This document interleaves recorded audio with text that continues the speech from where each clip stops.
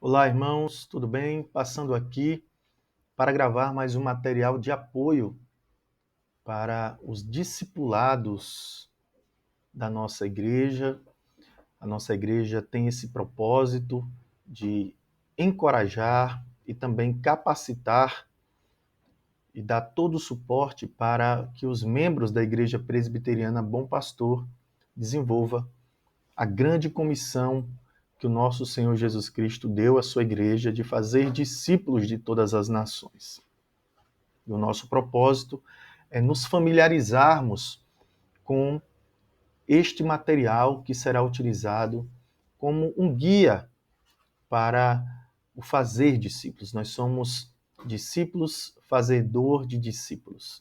E aí, a nossa primeira proposta é iniciarmos, trabalharmos primeiro dentro da nossa casa, dentro do nosso lar, com a nossa família, para que depois que familiarizados com esse material e com a experiência de ter trabalhado isso dentro do nosso lar, possamos também fazer com outros, tanto os de fora quanto aqueles que chegam à nossa igreja e que precisam ser acompanhados para amadurecerem, crescerem na fé e amadurecerem como Cristo nos ensinou, ok? Então, hoje nós falaremos aí sobre a terceira lição. O material é esse, né? Discípulos de Cristo.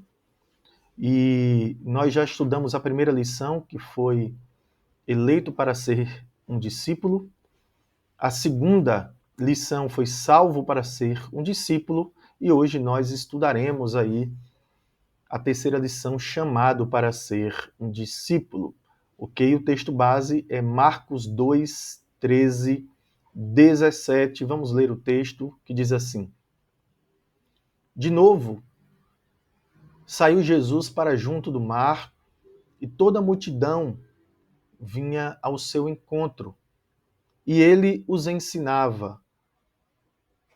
Quando ia passando, viu a Levi, filho de Alfeu, sentado na coletoria e disse-lhe: Segue-me.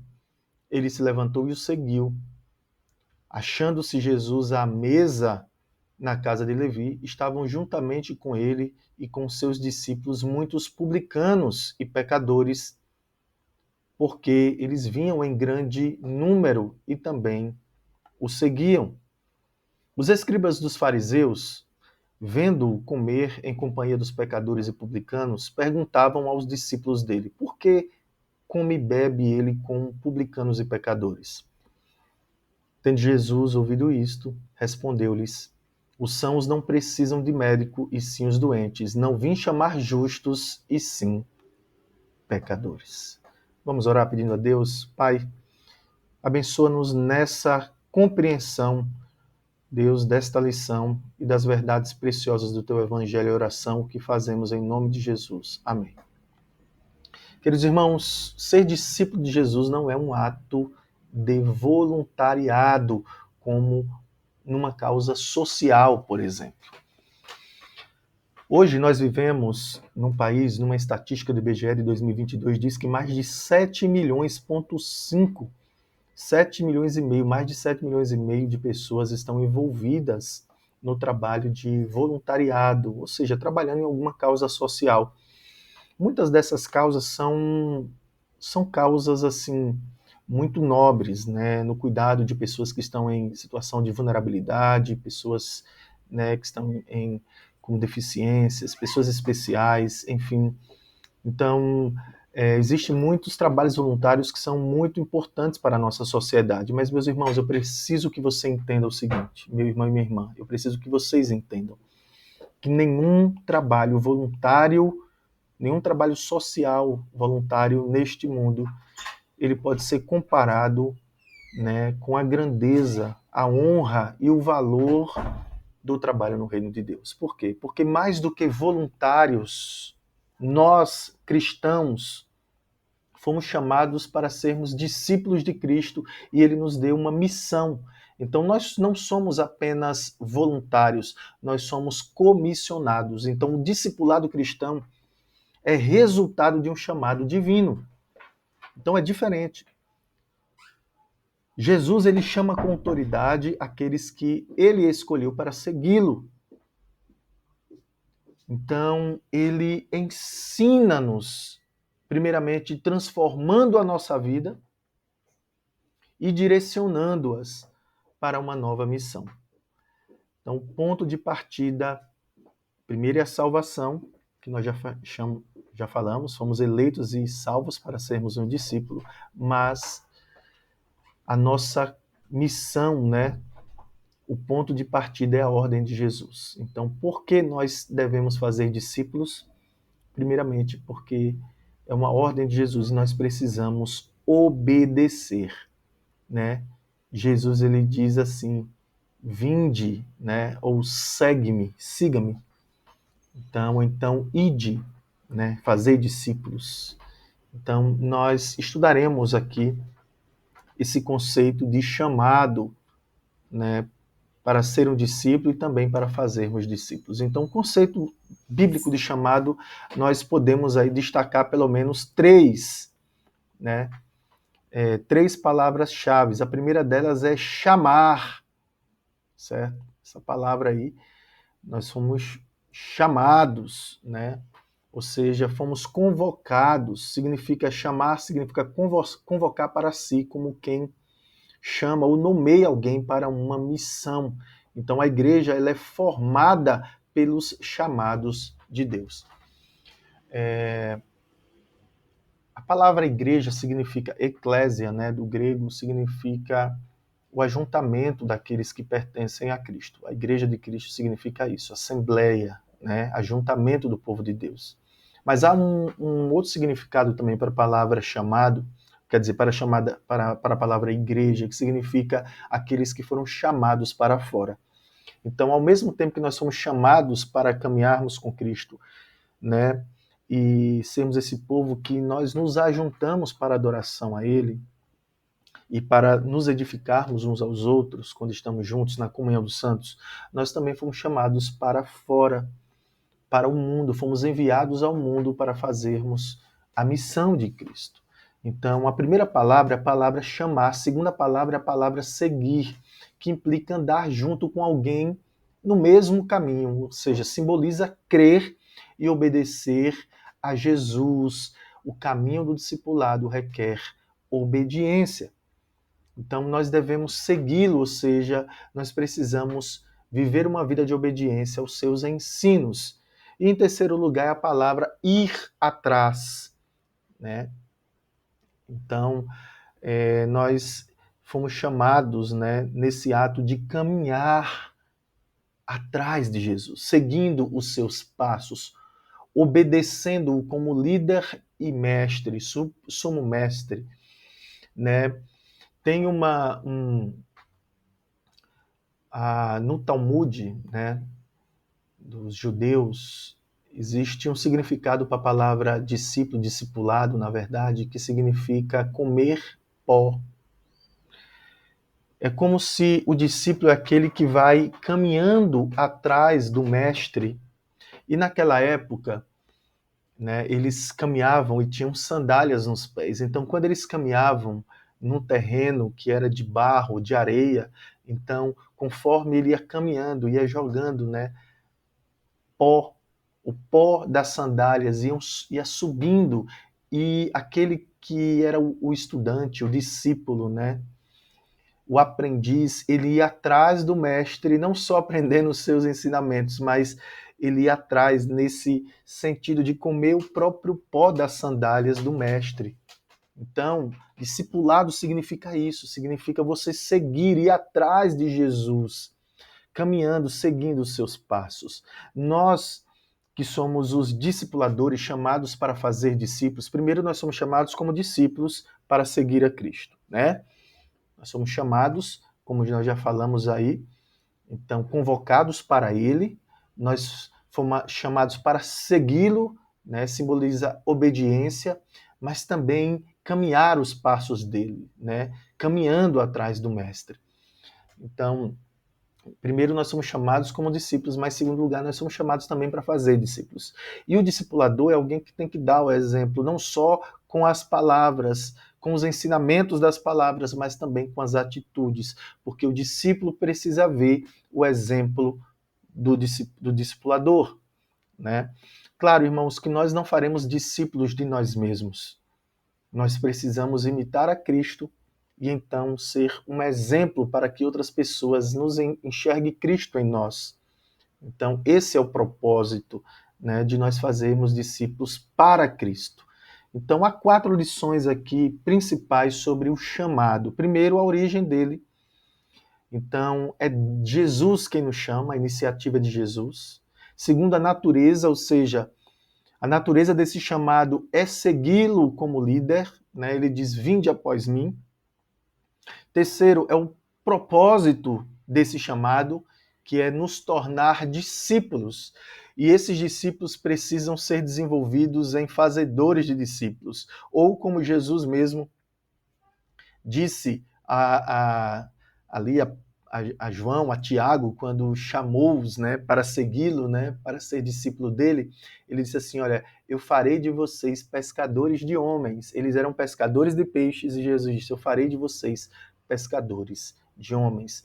Pescadores de homens, irmãos, significam servir no reino de Deus, ser um instrumento de Deus, né, com seus dons, seus talentos, com seus recursos, com a sua vida, com o seu tempo, né, priorizando o reino de Deus e a sua justiça, sabendo que Deus acrescentará. Veja que eles abandonaram tudo e passaram a seguir Jesus, crendo que seria suprido em tudo. Deus ele não está te chamando para você abandonar o seu trabalho, por mais que aqueles discípulos eles foram chamados especialmente, assim como, por exemplo, eu, que sou pastor, abandonei tudo. Mas alguns, né, e a maioria de nós, fomos chamados, né, não para abandonarmos os nossos empregos, mas para sermos bênção aonde nós estamos, através também dos nossos empregos. Ok? Mas o fato é que nós fomos chamados para servirmos. No reino de Deus, Deus ele deu dons espirituais, Deus colocou recursos em suas mãos. Você precisa também priorizar o reino de Deus, sabendo que Deus ele vai suprir a sua vida, ele vai cuidar de você, porque ele é o seu Senhor. Então, o propósito é importante. Mas, queridos, nós também entendemos que deve haver uma resposta a esse chamado, e a resposta é a obediência imediata ao chamado. O chamado de Jesus, ele requer uma resposta, né, porque há uma prioridade do chamado, há também uma urgência no chamado. Nós precisamos responder imediatamente, ok? Então, vamos ver, por exemplo, o chamado de Levi, que é Mateus, né? Um exemplo desse chamado. O texto que nós lemos diz que Levi era cobrador de imposto quando foi chamado por Jesus, certo? E o texto apresenta aí 6 características deste chamado. Então, o primeiro deles é que o chamado foi uma escolha soberana e graciosa, né? Romanos 8, 29 e 30 vai dizer o seguinte: aquele que dantes, né, amou, né? Deus ele nos conheceu em amor antes da fundação do mundo. Aquele que dantes amou, né, a esses predestinou para serem conforme a imagem do seu Filho unigênito. Então, o nosso propósito, o nosso chamado é sermos discípulos de Cristo e sermos transformados à imagem de Cristo, parecermos com Cristo. Cristão significa pequenos cristos. Então, e aos que chamou, aos que predestinou, a esse Deus chamou. Então, aqueles que foram eleitos num determinado tempo, Deus ele chama pelo seu chamado eficaz. O Espírito Santo convence-o do pecado, da justiça e do juízo, e essa pessoa então convence-a, e essa pessoa então ela responde positivamente. E a essas pessoas que foram chamadas, elas são justificadas porque elas respondem com fé, com arrependimento, né? Então elas têm os seus corações convertidos, porque elas são regeneradas pelo Espírito Santo, e então elas respondem com fé e obediência. Então, aos que são chamados, essas pessoas são justificadas pela fé. Elas são aceitas como justas diante de Deus. Elas são perdoadas. Elas agora recebe a paz de Deus, a paz que o mundo não pode dar, ela recebe essa paz, recebe um novo coração, uma nova disposição do coração que agora está inclinado não para desobedecer e pecar, mas agora para obedecer a Cristo, para desejar a Deus, para adorá-lo, para glorificá-lo através da sua vida, né? Para viver uma vida de santificação, de crescimento espiritual. Então, aí esses são justificados, esses também serão glorificados. Eles já são glorificados no sentido de que Deus é aquele que começou a boa obra, ele irá cumprir e nós estamos seguros. Por isso que Paulo, escrevendo aos Romanos nesse capítulo 8, ainda no versículo 30, 31 em diante, ele vai dizer: que diremos, pois, acerca dessas coisas? Se Deus é por nós, quem será contra nós? Se Deus não poupou nem mesmo seu Filho unigênito, como também não nos dará todas as demais coisas, né? Quem tentará acusação contra os escolhidos de Deus? É Deus quem os justifica. Quem os condenará?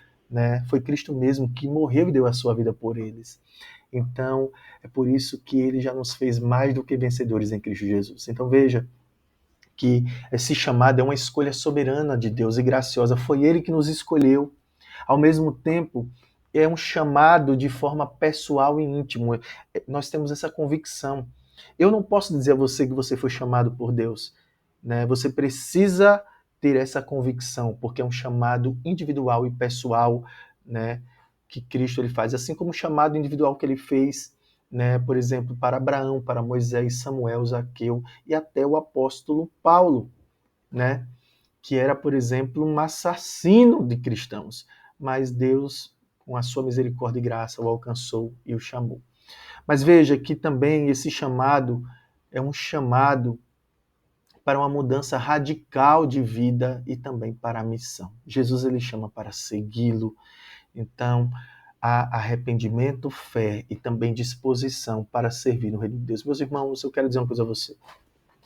Todo verdadeiro cristão ele tem desejo de servir no reino de Deus. Se a pessoa não tem desejo de servir no reino de Deus, tem alguma coisa errada. Provavelmente essa pessoa não foi chamada ainda. Essa pessoa ainda não foi convertida ainda. Essa pessoa ainda não foi salva. Então eu quero aqui também confrontar e encorajar você que se você verdadeiramente foi chamado, você precisa desejar servir no reino de Deus. Se você não tem esse desejo, que você se volte arrependido, arrependida diante de Deus, dizendo: Senhor, o que é que está errado? Por favor, converte-me verdadeiramente. Porque a tua palavra me ensina, que eu preciso desejar adorar o Senhor, viver em comunhão com o Senhor, viver em comunhão com a tua igreja e servir no reino de Deus. Ok? Mas, em quarto lugar, Jesus chama trabalhadores. Então, Levi, por exemplo, estava ocupado. Às vezes algumas pessoas dizem: eu não quero porque eu estou trabalhando. Algumas pessoas rejeitaram o chamado de Jesus porque diziam que estavam ocupadas. Mas veja, Jesus ele chama ocupados, irmãos. Jesus não chama nenhum vagabundo, nenhum desocupado. Tá bom? Levi estava ocupado quando foi chamado. Jesus valoriza a diligência e chama pessoas dispostas a trabalhar no reino de Deus. Inclusive, Deus já te deu dons e talentos naturais. Ele vai utilizá-los também no seu reino. Não somente os dons naturais, mas também os dons espirituais que ele derrama na vida de todo salvo, de todo aquele que é convertido. Então, o discipulado é serviço. Entenda isso. O chamado inclui trabalho na obra do Senhor, Trabalho com dedicação. Veja, 1 Coríntios 15, 58 diz: rogo-vos, pois, irmãos, 58 diz assim, que sede firmes, inabaláveis e sempre abundantes na obra do Senhor, O apóstolo Paulo dizendo: graças a Deus que nos dá vitória por intermédio do nosso Senhor Jesus Cristo. Portanto, vocês sejam firmes, inabaláveis e sempre abundantes na obra do Senhor, sabendo que o seu trabalho no Senhor não é em vão, certo? Sexto, Jesus chama de forma irresistível. A graça de Deus vence a resistência, porque o chamado de Deus é irresistível, irmãos. O chamado eficaz é irresistível, a graça é irresistível. Então, Levi, ele levantou-se e seguiu a Jesus imediatamente. Assim como foi com Pedro, assim como foi com João e Tiago, assim como foi com André e os demais apóstolos e todo aquele que é chamado verdadeiramente por Cristo. Então, ser discípulo é mais do que escolher seguir a Jesus. É responder ao seu chamado gracioso e transformador. O verdadeiro discípulo envolve, o verdadeiro discipulado envolve arrependimento, fé, mudança de vida, serviço, né, e diligência, né, resposta imediata para servir no reino de Deus. Jesus não procura voluntários, irmãos, né? Nós somos voluntários no sentido que não somos remunerados, né? A maioria dos cristãos. Mas nós somos mais do que voluntários. Nós somos vocacionados e comissionados. Ele nos chama, Jesus ele chama com autoridade, né, para nós sermos seguidores de Jesus, né? Aqueles que são discípulos que fazem discípulos. Então, passe essa ideia para sua família. Passe essa ideia, né, na sua casa. Entenda, compreenda esse chamado. Coloque tudo isso diante de Deus em oração. Cresça nisso. Procure um pastor, um presbítero, um líder na igreja e diga assim: olha, eu quero ser útil no reino de Deus. O que é que eu posso fazer para ser útil? Eu quero ser frutífero no reino de Deus. Eu quero ser uma bênção na igreja. Eu quero abençoar, ser abençoado, mas também eu quero abençoar outras pessoas, né, com os meus dons, talentos, recursos, com a minha fé. Eu quero crescer, amadurecer na fé e eu quero já me colocar à disposição para servir. Que Deus abençoe a sua vida. Saiba que o nosso trabalho no Senhor não é vão, tá bom? Creia nisso. Deus, ele não fica devendo nada a ninguém. Deus é aquele que nos recompensa. Claro que nós não vamos fazer as coisas para Deus como uma barganha, esperando algo em troca.